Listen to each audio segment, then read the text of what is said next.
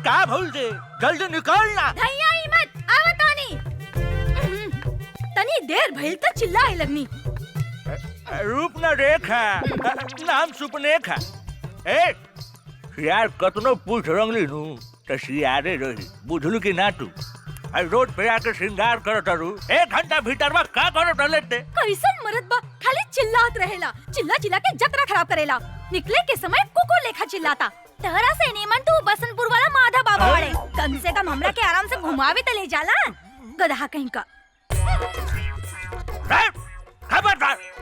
माधव सिंह तो दादा हमें कहा रे? जब देखा तब माधव सिंह का नाम लेवत रहे। चल बस पीछे। मरद एवर रे। ए, सुन। और ये चल के माधव सिंह के लाइन मोड़ी है मत। ना तो कहियन से कि मेहरारू हमार, अम्मा जा मारे माधव सिंह। बुझलो कि ना? आदमी खाली गंदे बात करेला। चुपचाप चली। चल। अरे बाप रे, अरे कटो दवाई में मुंह में काटे। अरे छोड़ना ना कर दानवा। अरे बाप रे, अरे तू इतना जल्दी मरे वाला नहीं खा। चली। देखी कलयुग के मेहरारू के प्रभु, हरदम हमरा के खाली मुंह में ही के बोलत रहले प्रभु, पीछे पकड़ ना रे, पीछे पकड़, जल्दी पकड़ पीछे। पकड़। हाँ सही बोल छो। एगो माधव सिंह बाड़े जे हमरा से कहेलन के पकड़ के चिपक के बैठो, और ई गधा बा जे कहेला कि पीछे पकड़ के बैठो। चल जल्दी चल। अरे चला जल्दी। चला ताने नु। अरे निकला चला। रोको ना। अब लेट नहीं के होखा। चला ताने नु। चला।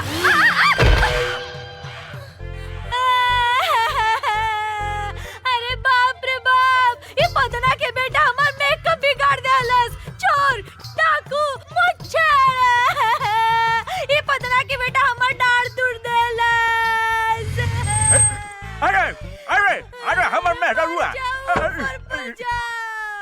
अरे बाबे, अरे बाप रे बाप, हमर कचनवा रे बाप। अरे गिरगलाई हो दादा हमारे स्वरिया हो बाबू।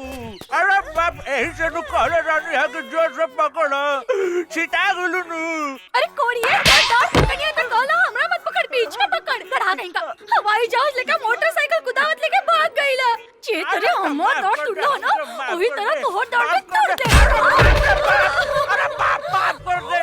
अरे हाय देखो तनी कि हाय बुढ़ापे में हम पीटा तनी बाबू। अरे हाय कलयुग के मेहरारू हमरे के लाते मुका मार दे बाबू। मादे चुप करो, हमर शिकायत करन तो मुंह छुपा ले। अरे बाप रे बाप, माधव बाबा के साथ घूमी। अरे बुढ़ापे में ये नतीजा होला बाबू, बुढ़ापे में कबो भी हम। मजा आ गई पीके, मजा आ गई। का सामान मांगे ले रही है रे तू? वो सब छोड़ी, रहुआ के लिए एक बहुत बड़ा खुशखबरी बा। खुशखबरी? हाँ। जल्दी सुनाओ ना रे। ददन का माल आज बीरगंज होते हुए बॉर्डर के पार आ रहा है पटना के लिए। माल पूरा 5 करोड़ के बा। कहा? ये तो बड़ा अच्छा समाचार सुने लिए रे। ये ददन के माल पटना ना, कोनो भी कीमत पर हमरा गोदाम में पहुंचे के चाहिए। इनमें सोचे वाला क्या बात बा? रघुआ के गोदाम में ट्रक पहुंची है, माल भी पहुंची, लेकिन हमार हिस्सा काली पांडे जी। साला तोर गोदाम का बरे जे कहियो ना भरेला। कितनो हड्डी डाला जाला वहीं के वहीं रहेला। हमार माल देखते कुत्ता लेखा भाव भाव भाव भाव भाव भाव कर लगा। पहले माल पहुंचे थे गोदाम में, ओकरा बाद पैसा मिली। अगर इस बार भी वो काली पांडे का आदमी हमार माल लूट के ले गए तो हम कंगाल हो जाएं। ये माल में हमार जिंदगी भर के कमाई लागल बा।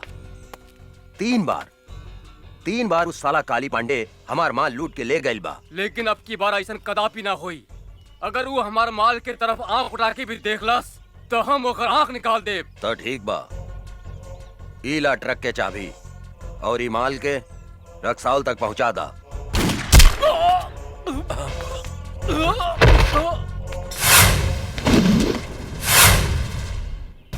अरे गंगा बेटी, तू हमारे सबसे वफादार आदमी के गोली मार देलू। वफादार ना बाबूजी, गद्दार रहे ये आदमी। ली सुनिए कर करतूत। काले पांडे जी, रहुआ चिंता मत करी। दत्तन के ट्रक बिहाने अपने गोदाम में हम पहुंचा दे। दद्दनवा के कुछ पता ना चली। हमारे नाम तैयार रखें। सुन लेहनी।